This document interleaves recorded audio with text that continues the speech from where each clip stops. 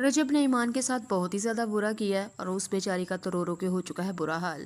आखिरकार उस बेचारी को घर से बाहर निकलने के लिए, अपने बच्चे को पालने के लिए अब यूट्यूब चैनल बनाना ही पड़ा, टिकटॉक पे आना ही पड़ा, लाइव उसको गेम खेलनी ही पड़ी। क्यों? क्योंकि बच्चा जो पालना उसने।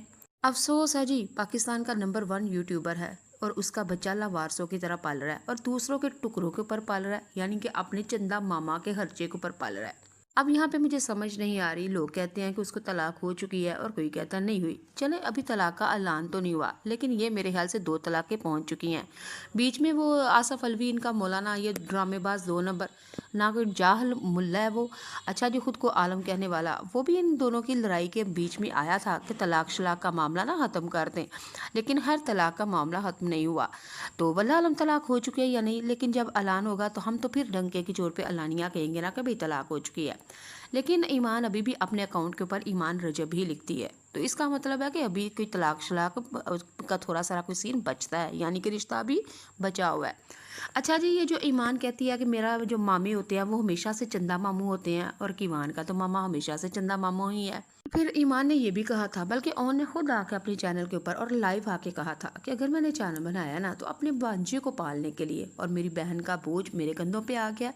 अपने भाई, अपनी बहन और अपने भांजे की परवरिश के लिए ना, उनको पालने के लिए मुझे ये काम करना है, तो प्लीज़ मेरे चैनल को फॉलो कीजिएगा। ठीक है, वहाँ पे ये भीख मांग रहा है एक कीवान का बाबा, यानी कि मामा ईमान का जो भाई है और रजब भट्ट का जो लाडला साला है। अच्छा, समझ नहीं यार, उधर साला जो है ओन साहब जो कीवान का मामा है, वो खुद लोगों से भीख मांग रहा है कि मैंने अपने भांजे को और अपनी बहन को पालना है, तो प्लीज़ मेरे चैनल को लाइक करें। ठीक है। अच्छा जी, और उधर खुददार बहन जो कह रही है कि मुझे तो, मैं अपने बेटे को पालने के लिए ना, मैं उसके पैम्पर के लिए, दवाइयों के लिए, स्कूल के अखराजात के लिए कल को बहुत ज़्यादा जिम्मेदारियां हो जाएंगी, बढ़ जाएंगी, और मैं अपने बेटे को पालने के लिए ना मैं यूट्यूब चैनल और प्रमोशन बना रही हूँ और कर रही हूँ और लाइव आ रही हूँ, टिकटॉक भी।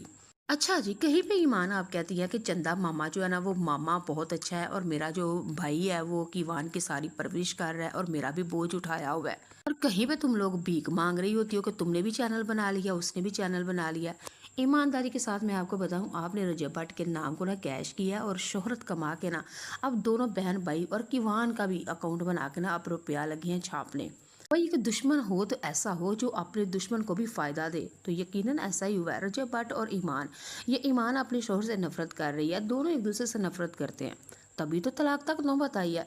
और तलाक के बीच में और ये शादी, ये यकीन माने सारा कुछ कंटेंट था, और रजब का नाम ईमान के साथ लगने से ना, ईमान और उसके भाई बल्कि उसकी पूरी फैमिली को जो फेम मिल चुका है ना, वो क्या कहते हैं, बदनाम होंगे तो क्या नाम नहीं होगा, यही हिसाब हुआ इनका भी।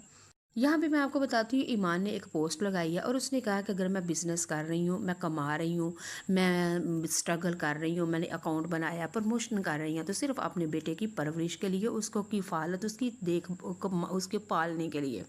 मुझे समझ नहीं आ रही ईमान, तुम्हारे मोटे नासा, वड्डा बूथा, वड्डा मत्था, मोटी छोटी गिट्ठी, इतनी तो तुम है नहीं थी प्यारी, और फिर भी रजब के नाम से लोगों ने तुम्हें बहुत ज़्यादा प्यारा प्यारा कहा।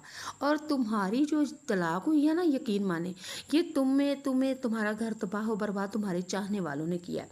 उसने, तुम्हारे व्यूवर्स ने, ये चाहने वालों ने, तुम्हारे ये रजब फैमिली ने या ईमान फैमिली ने, इन्होंने तुम्हारा दिमाग ख़राब कर दिया है कि रजब ऐसा, और तुम तो सीधी सादी हो, तुम तो बोली बाली हो, तुम तो बड़ी मासूम हो, चलो जी हूँ खे खा ले। इस काबिल तुम है नहीं थी जितनी तुम्हें इज़्ज़त मिली, जितनी तुम्हें तारीफ़ें मिली, और तुमने वो तारीफ़ों का पूरा, यानी कि नुकसान ही हुआ है तुम्हारा। और क्या होना है, तुमने अपना घर तबाह बर्बाद कर लिया। तुमने ये भी नहीं सोचा कि मैं इस काबिल तो है नहीं थी, इतनी कोई कटरीना कैफ, ऐश्वर्या राय, या कोई आयशा खान, हानिया आमिर, या पता नहीं क्या क्या, दनानीर, मुबीन, ऐसी तो तुम है नहीं थी, लेकिन तुमने पता नहीं खुद को क्या समझा, मिस वर्ल्ड या मिस एशिया समझ लिया।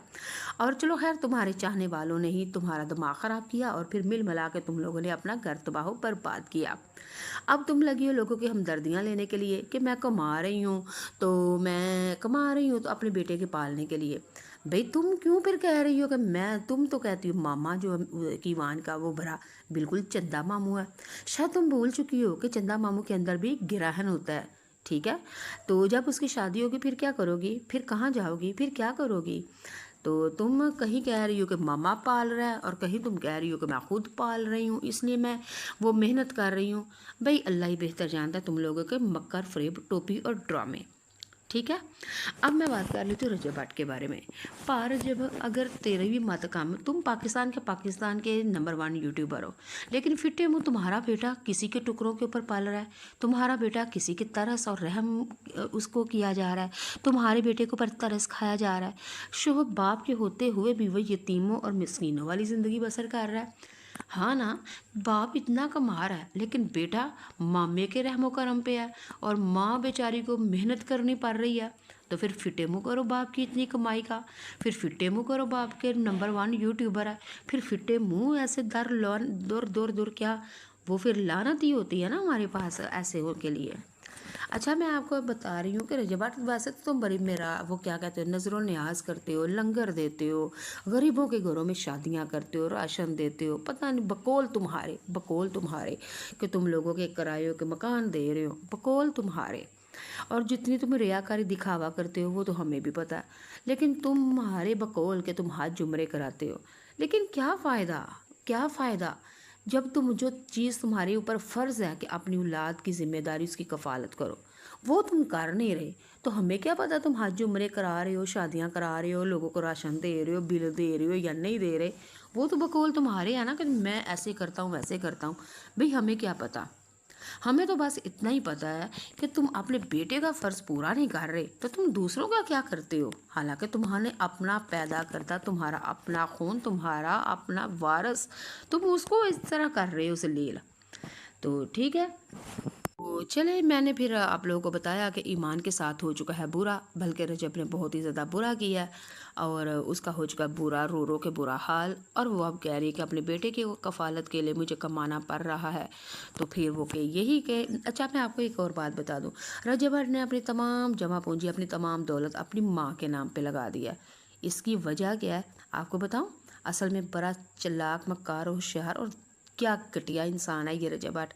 اپنی دولت اپنے باپ کے نام پہ بھی نہیں اور اپنے نام پہ نہیں رکھی، اپنی ساری جائیداد اپنی ماں کے نام پہ رکھی ہے۔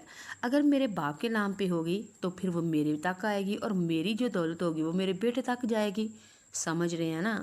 ہاتھی کے دانت کھانے کے اور ہوتے ہیں اور دکھانے کے اور ہوتے ہیں، تو رجب بھٹ کا بھی یہی تماشا ہے، یعنی کہ وہ بالکل بھی اپنے بیٹے کو ککھ بھی نہیں دینا چاہتا، اس لیے اس نے اپنی ساری دولت اپنی ماں کے نام پہ لگا دی ہے۔ ٹھیک ہو گیا؟ ابھی جی بیچارہ یہ جو رجب بھٹ ہے یہ ککھ نہیں کما رہا، غریب ہے، مسکین ہے بیچارہ۔